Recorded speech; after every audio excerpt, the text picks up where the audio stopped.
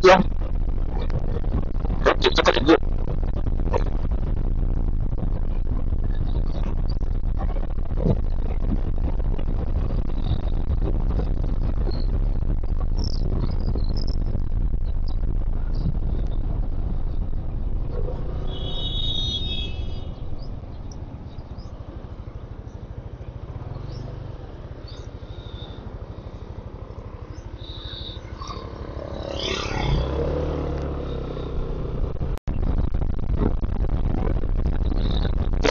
Go.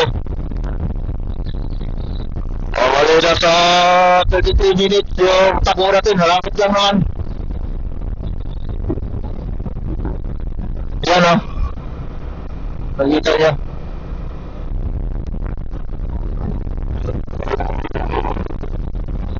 Rider FI. Let's go.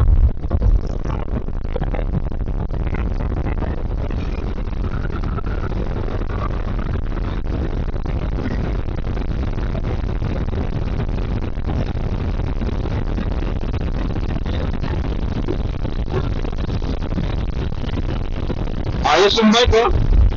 Pero ilaw. Ganyan na yung kahit mountain bike.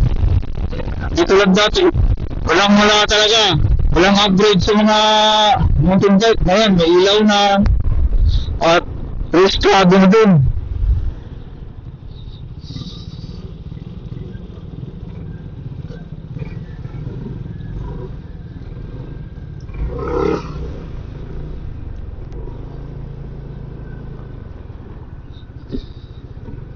Oh my God!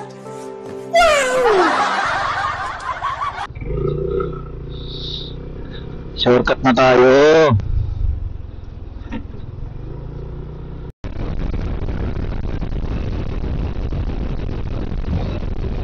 Baka medyo maganda ang panahon natin ngayon kasi hindi masyadong madilim ang panahon.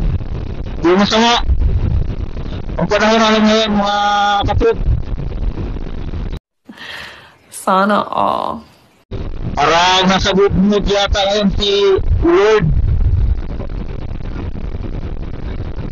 Walang ulan, hindi umulan. Nasa Sanghan na tayo, Sanghan. Doon, Sanghan Beach. So dito banda, Sanghan na to. Papuntang Magallanes. Straight yung daanan hanggang sa Sumilihon. Papuntang Sumilihon, meron na ang pakod doon. Ganun kalayo, ganun kahaba ng daanan. Sana all. Saka ang kaganda mga katrip is palpog na yung daan. Bagong repair. Nice. Kaka-repair lang ng mga construction worker. So dito guys, yung straight talaga na daan. Palpog yan, sigurado ito na. Hindi natin nakunan ng video kanina. Yan o, kita nyo naman kung gano'ng kalapat at gano'ng kahaba yung daan. Papuntang Sumilihon na to. Oh my God! Wow! Grabe yung haba ng daan. Bagong repair. Going to Butuan. Or Butuan, going to Kamadbaran. Ganun. Madaanan.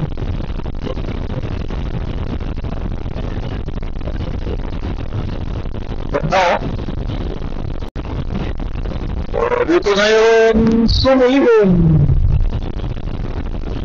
Punta, unahan banda. Pero dito Sumilihon na to. Imagine nyo ganun kahaba. Kahit makipag-drag race ka, pwede. Pero not allowed. Hindi naman pang drag race yung highway dito. Kaya ingat-ingat lang talaga tayo sa mga mahilig mag-drag race dyan. Drive safety po. Wag mo kayong kamuti. Diba? Kasi kung kamote ka, kahit yan tayo mapapahama. Talagang merong bilhin nilagay nila na kanya, no? Checkpoint. Yung ilaw-ilaw. Para sa malayo, makita mo talaga na may checkpoint. Ganda, no? Para nasa bar. Ni aging daddy, back in the ganun.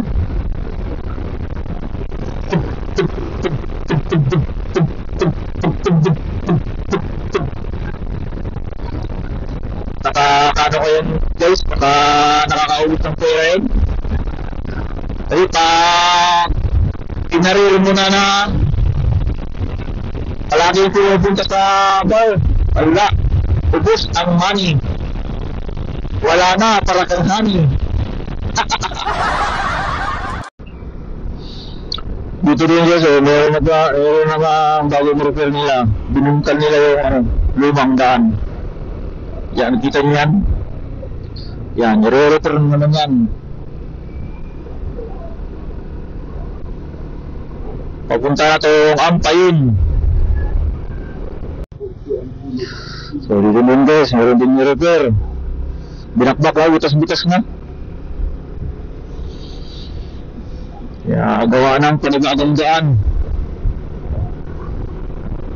Ampayon na ito dito, Ampayon.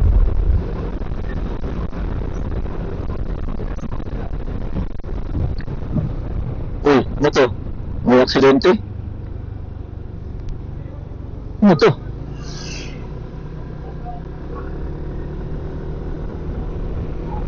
Ano yun? Parang sinuka. Gaya!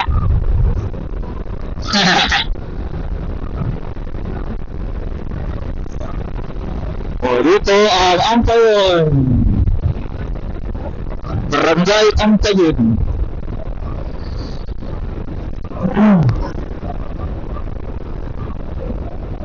Dito, hindi ko alam kung saan papunta na yan. Papuntang Marloket. Joke lang. Hindi ko alam guys kung papunta saan yan.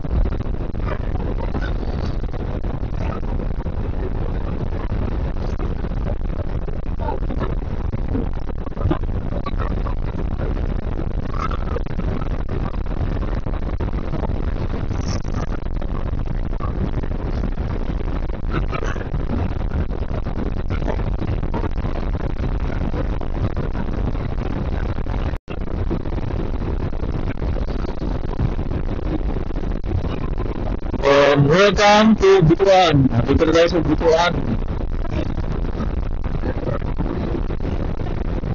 Butuan City.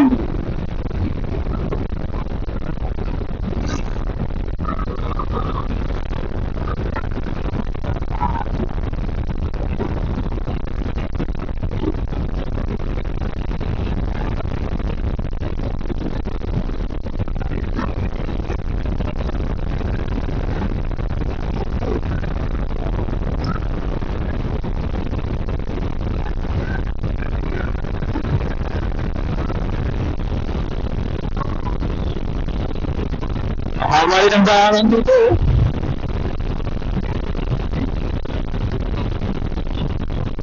Palibis din. Yan o. Ganda. Pinagpa ako lang masyadong dumadaan guys. Nakita ko talaga yung lapat at lawak ng ano. Daan. Ganda. Natandaan nyo yung nag-trending guys, yung matandang naglakad sa beach. Dito yun eh. Yan, nakita nyo yung mga red-red na yan. Yan o yan. Nakita nyo yan. Tinanggal niya. So merong isang naka-motor na netizen, nag-videohan siya. Kasi kinuha ko yung mga red-red yun eh. Yan yung pag-welcome natin kay Tatay Digong. Na maibalik siya dito sa Pilipinas. Sabi niya, si Kagawa din nag-utos. Ngayon, trending na pala si Manong. Pagkataon kasi tinanggal eh. Alam niya, Butuan City, hindi naman sa lahat na merong pride kay, yan yung mga radyo mo na yan. Pagbati natin yan kay Tatay Digong. Dito sa Butuan City guys, hindi naman lahat talaga bumubuti kay Tatay Digong. Kasi hindi natin alam yung mga tao. Kanya-kanya tayong mga kagustuhan. Kanya-kanya tayong opinion sa sarili. Diba? Yun. Nakuhan ni Kuya. Nakuhan siya ng video. Kinuha niya yung mga retribution. Yun. Ay, naku Tatay. Nag-trending tuloy si Tatay. Pinakahanap na siguro yun. Yung sinabi niya, ito na mga retribution. Hanggang dito yan. Sa March 28, may motorcade na naman. Pag-welcome yan ng birthday ni Tatay Digong. Mag-celebrate. So, ganun kamahal si Tatay Diggs ng buong mundo. Pinuli si Tatay Digong ng walang ngaran, nakita sa cellphone lang. Ano yan? Module? Tore? Hello? Bising na po lahat ang mga tao, Tore.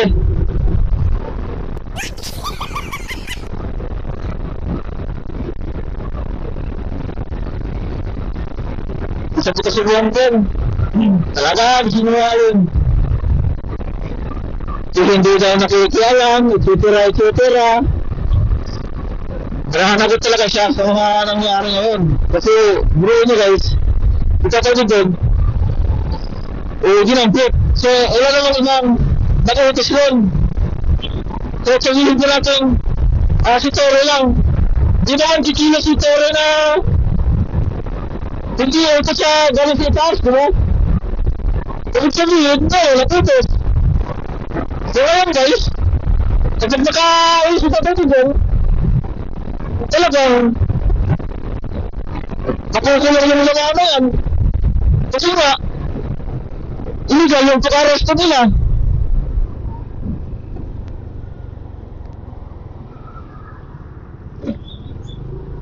Diba? Illegal yung pag-arresto nila.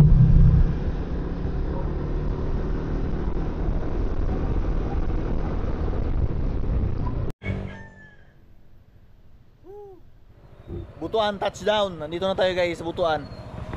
At nandito na rin tayo sa ating barracks. So yun lang guys, maraming salamat. God bless inyo lahat and good morning. Bye bye.